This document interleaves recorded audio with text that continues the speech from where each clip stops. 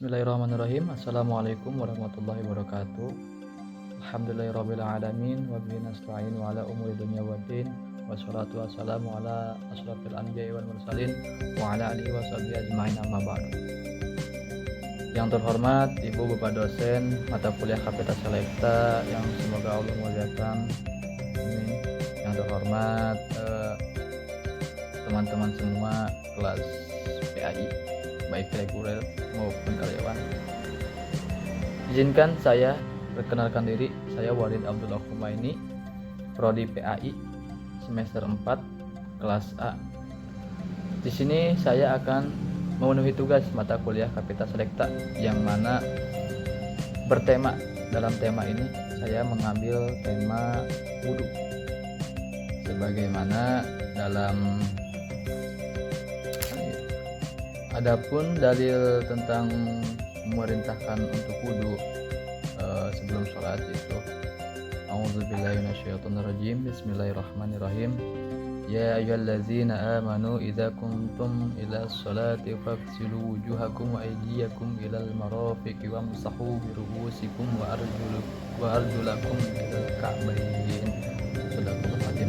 Yang mana artinya, wahai orang yang beriman, bila kalian hendak sholat, basuhlah wajah kalian, tangan kalian hingga siku, usaplah kepala kalian, dan basuhlah kaki kalian hingga mata kaki. Surat Al-Maidah ayat 6. Imam Muslim juga meriwayatkan, la yaqbalullah sholata bi ghairi tahur.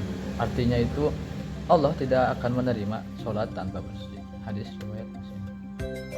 Terus ada juga Imam Bukhari meriwayatkan, la yaqbalullah shalah ahadikum idza ahdasa hatta yatawadda. Yang artinya Allah tidak menerima sholat salah seorang kamu bila berhadas sampai ia berwudu. Hadis riwayat Bukhari. Selanjutnya ada rukun wudu. Nah, yang pertama itu niat. Ya, niat wudu. Jadi niat wudunya itu apa itu wudu ada hadasul asghari fardhu ta'ala. Nah, niat wudu tidak perlu diucapkan, namun tidak masalah untuk memang diucapkan enggak boleh saja, mau diucapkan atau tidak itu boleh saja. Nah, sebab ucapan akan menuntun hati untuk membaca niat kan. Tempat niat itu dalam hati. An-niyatu khusus syai'in fi fi'li. Tempatnya niat itu di dalam hati. Yang kedua itu membasuh wajah. Nah, membasuh wajah itu bagian yang ditumbuhi rambut. Kepala batas bawah adalah ujung dagu. Batas tepi adalah 2 daun telinga. Karena itu, pastikan seluruh wajah terbasuh ketika wudhu. Ya, biasanya bagian pipi yang sudah dekat dengan telinga yang sering tertinggal. Jadi antara niat dan membasuh wajah itu berbarengan.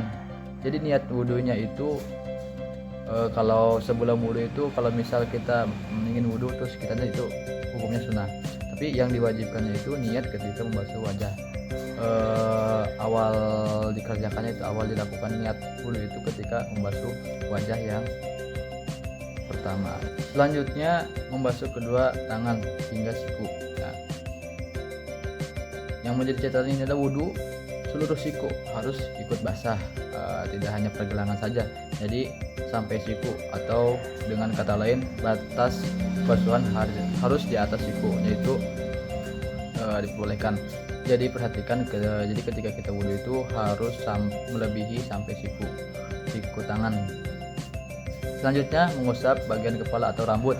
Mengusap sebagian rambut itu harus disebutnya rukun wudhu. Jadi kalau misal mau dibasuhi semuanya itu hukumnya sunnah. Selanjutnya membasuhi kaki hingga mata kaki. Nah, yang ini tuh membasuhi kaki. Jadi mata kaki itu harus terbasuhi. Kalau misal melebihi itu gak apa-apa, lebih baik begitu. Yang terakhir itu tertib. Jadi tertib itu adalah mengerjakan pekerjaan sesuai urutannya. Jadi dari niat membasuh wajah, terus membasuh tangan, terus mengusap rambut dan kaki. Nah, itu tertib. Baik, selanjutnya itu ada sunah-sunah wudhu. Jadi ketika sunnah itu ketika kita melakukan mendapatkan pahala, ketika tidak melakukan itu tidak apa-apa. Dalam wudhu itu yang pertama itu membaca basmalah. Sebelum wudhu kita membaca bismillah. Gimana kalau di WC? Ya kita baca bismillah dalam hati. Bismillahirrahmanirrahim. Gitu aja. Terus yang selanjutnya itu membasuh telapak tangan. Jadi telapak tangan itu sebelum kita wudhu itu kita basuhi dulu semua telapak tangan tuh pakai air yang mengalir.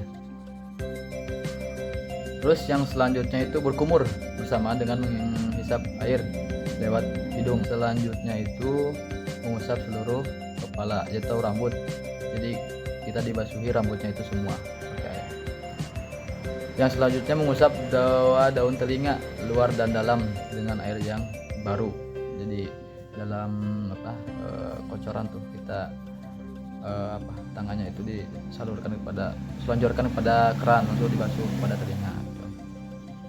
Yang selanjutnya itu menyela jenggot yang lebat setelah membasuh wajah. Itu setelah membasuh wajah itu ketika ada laki-laki yang berjenggot itu di selah-selah pakai tangan, yang mana tangannya ini itu kita dibasuhi oleh air.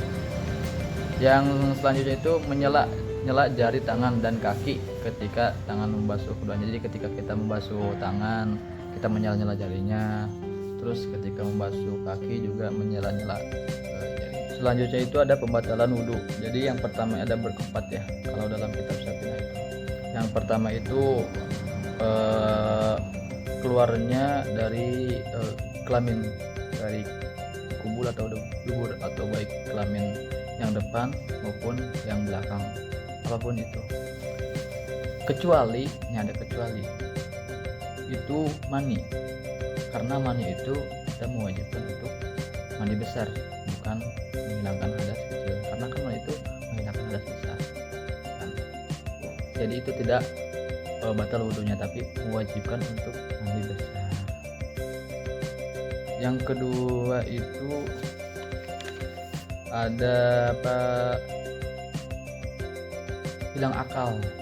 Yang kedua itu hilang akal. Jadi ketika seseorang hilang akal, baik ini kebanyakannya itu ketika laki-laki tidur sedang itikaf di masjid, atau perempuan itu tidak tetap tidurnya. Selanjutnya itu persentuhan antara kulit laki-laki dan perempuan yang sudah balik. Jadi ketika yang masih kecil itu tidak.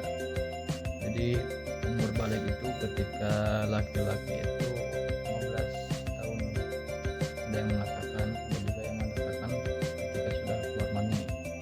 Terus kalau perempuan itu dari usia 9 tahun. Tidak ada persentuhan itu tidak ada yang menghalangi. Jadi kulit sama kulit itu langsung. Ada yang ada dua yang tidak membatalkan. Jadi ketika bersentuhan itu kita membatalkan. Yang pertama itu kuku. Jadi ketika bersentuhan kuku dengan kuku itu tidak batal. Nah, yang kedua itu apa? Yang kedua itu adalah gigi. Jadi ketika gigi bersentuhan dengan gigi itu tidak batal, tapi kan susah. Yang terakhir itu memegang kelamin, baik dengan telapak tangan. Jadi dengan telapak tangan itu dengan ini dengan telapak tangan namanya. Itu ketika kita memegang atau menyentuh kelamin tanpa adanya penghalang langsung, baik kelamin perempuan atau laki-laki, yang depan maupun yang belakang, itu batal wudhunya dengan telapak tangan ketika kita menyentuhnya. Terus ada juga ketika kita tidak mempunyai wudhu itu, apakah hal apa yang tidak diperbolehkan itu? Yang pertama itu kita haram membawa Al-Quran yang tidak ada mushaf atau tidak ada artinya. Jadi Qurannya itu Arab semua, tidak ada terjemah. Maka itu tuh baik perempuan atau laki-laki yang tidak mempunyai wudhu itu haram membawanya, megangnya, kecuali madorot, kecuali ketika kita membeli di pasar niatnya itu kita tidak membawa Al-Quran, tapi niat membawa barang belian. Yang selanjutnya itu haram sholat. Jadi selain membawa Al-Quran yang tanpa ada terjemah, itu haram sholat ketika sedang berkunjung. Yang selanjutnya itu haram tawaf. Jadi ketika ingin melakukan tawaf di Ka'bah itu haram melakukannya. Maka dari itu kita harus wudu dulu. Harus mempunyai wudu dulu kan. Sebelum tawaf itu harus mempunyai wudu dulu. Jadi kesimpulannya adalah wudu itu ketika kita ingin melakukan sholat, maka kita harus bersuci dari hadas kecil itu dengan ketika sudah bisa cebok dan sebagainya. Ketika kita ingin melakukan sholat, kita harus bersih dulu, harus suci dulu, kita bersihin dulu badan. Terus karena ketika kita ingin melakukan sholat, terus membaca Al-Quran, membawa Al-Quran, kita harus dulu. Nah, kalau tadi karena keluar mani itu tidak membatalkan wudu, diwajibkannya itu mani besar, maka itu harus mani besar terlebih dahulu. Nah, baik, terima kasih penyampaian dari saya, mungkin cukup sekian, kurang lebihnya mohon maaf. Barangkali ada kata atau ucapan yang kurang berkenan, tolong dimaafkan karena saya masih belajar. Kurang lebihnya mohon maaf. Wallahu muwaffiq ila aqwamit thoriq. Wassalamualaikum warahmatullahi wabarakatuh.